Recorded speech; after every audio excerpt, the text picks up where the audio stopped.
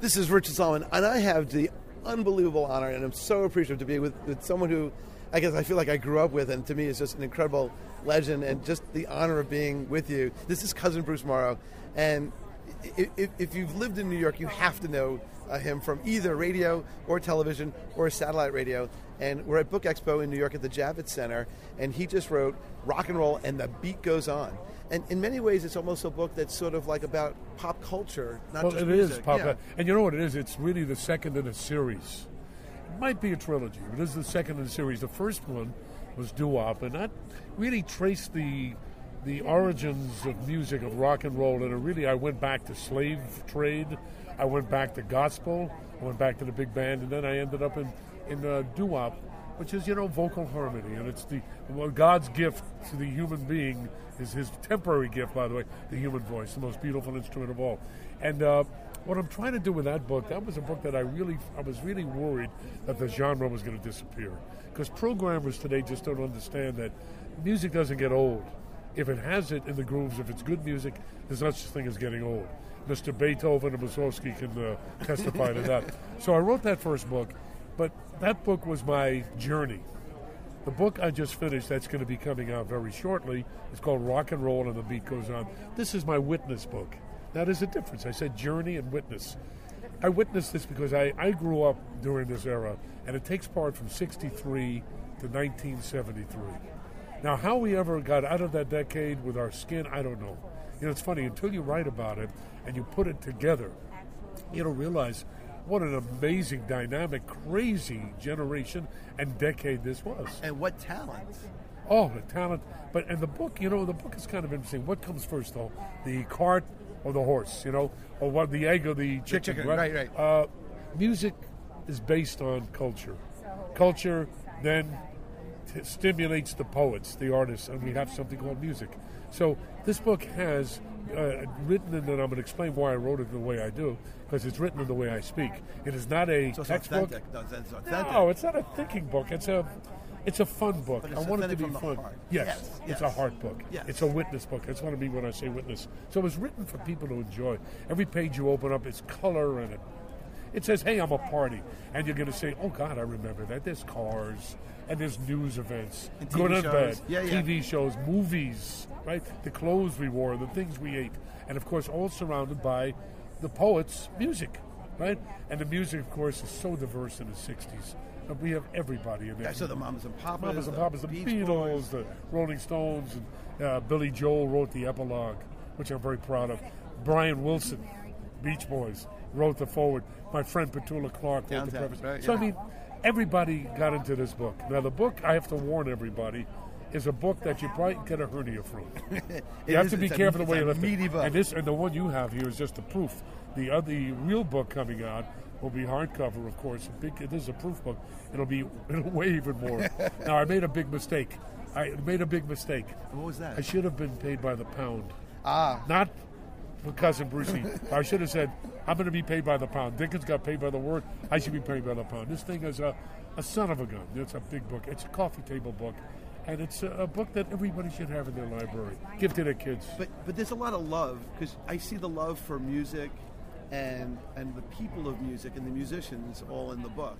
And I gotta ask, how many people in these books? Like, you must know all these people. These are all your friends in a way. Everybody in this book, just about everybody, is my friend. Exactly. Right? Even the news people, even the people in events. I knew everybody. They all came to be with Cousin Brucie, or they listened to me. So you know what? And it's not. I'm not doing this braggadociously, if there's such a word.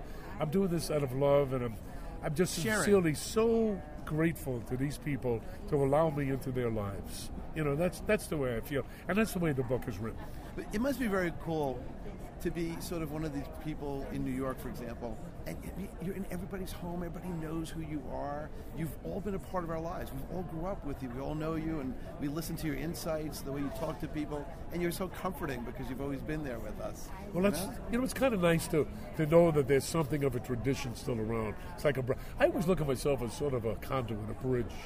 I've been very lucky because I am very close to my audience and I'm very close to people in the business. Right?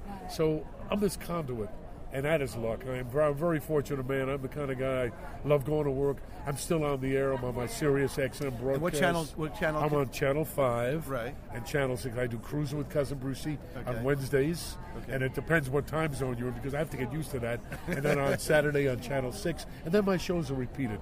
But I insist that they're live. My deal with them is that I have to do live shows. I'm a live broadcaster, right? I think that's a rarity now. Yeah, it is. Everybody... I say to the kids, let's tape, and they don't look at me. It's a very young business today. Well, there's I'm no like a tape dinosaur. anymore. I know. So they say, what do you want to do? I said, tape. Oh, I beg your pardon, record. It's digital. Pardon me. What is tape? It's like that belongs in a museum. How do you feel about being on satellite? How's that different from being on regular FM? Well, very different for me. I am free, literally free for the very first time. Very free for the very first time. I can say what I want. Perform the way I want to. I produce all my own shows. I have a library of thousands and thousands of records. And somebody in Seattle will call me, or Toronto, and I don't know the music. I don't, because it's a regional hit. I have it. I can play it. That's awesome. I have freedom. I'm flying. I'm flying on a satellite. I must say, look, I'm not going to be detrimental to terrestrial radio because that's what developed Cousin Brucie. I had the greatest time of my life there, and I only hold the greatest regard for them.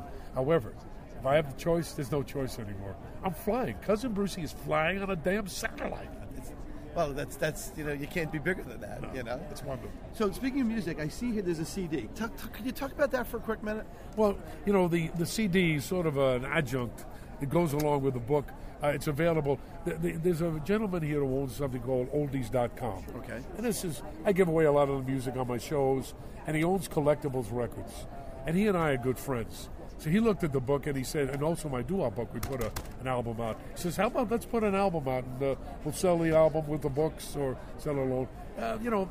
Music be the food of love, play on. Okay. Shakespeare. That's right. And I'm playing on, I'll never stop. So the music is fun. It sort of goes with the album if they want. I see this is volume 1. How many do you plan on having all together? Well, he's thinking about 101. There's that 101. It doesn't get out of my life. So are there other future books coming out? Is there something beyond the 70s?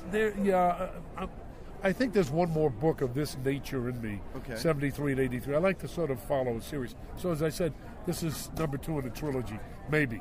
Okay. Right now I want to rest on I have a lot of work to do in this book. It's not even out yet. And everybody's going nuts. Everybody wants me to, I do appearances and I speak. I love to talk. So I'll go in front of an audience at a library or bookshop, and I'll talk for an hour. And then I take questions. Then I'll sign the books. Right? That comes last. So I'm getting booked now all over the place, and the publisher is now saying, well, what are we doing next? I have a couple ideas. I want to finish this trilogy, right? Because to me, music stopped at about 75. Okay. Well, that's not nice. That is not nice to say. About 75. But I think the next one, I'll carry on from 74 to about 83 or thereabouts. And then I have some books that I want to do. Okay.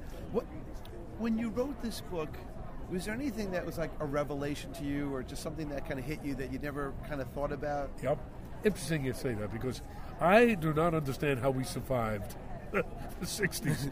Now, I didn't realize, until you really write a book and you start collecting all the events in our lives, both positive and negative, but we went through a lot of hell, a lot of tough, emotional things. From Kent State, and how we got through with the McCarthy era in the 50s. I don't know. So I don't know how we survived all the things that we went through, racial, politically. Assassinations. How did we get out of it? You know how we got out of it? I think music helped us. Well, music helped us. Didn't music better express it in those days? Because there's a lot of political problems and economic problems now, but it's not necessarily as reflected as thoughtfully or as expressively in today's music as it was back then. Well, I wonder about that. An interesting thought. Interesting comment. I think every generation has to reflect and use the poetry of the streets, which is music, right? Right. In their own way. So today, hip-hop, rap, I don't particularly like it, although I go on rap stations because they did Cousin Brucie. I'm a homie. I'm a homeboy, and I do it, and they love it, and I listen to the music, and I try to understand, and I try to remind myself that this is their time, this is their poetry. They are relating to what they see in their lives. So it's relevant. My music, 50s, 60s, 70s, is very relevant to me. And we grew up in that era. That's right. But you can't put down any kind of music.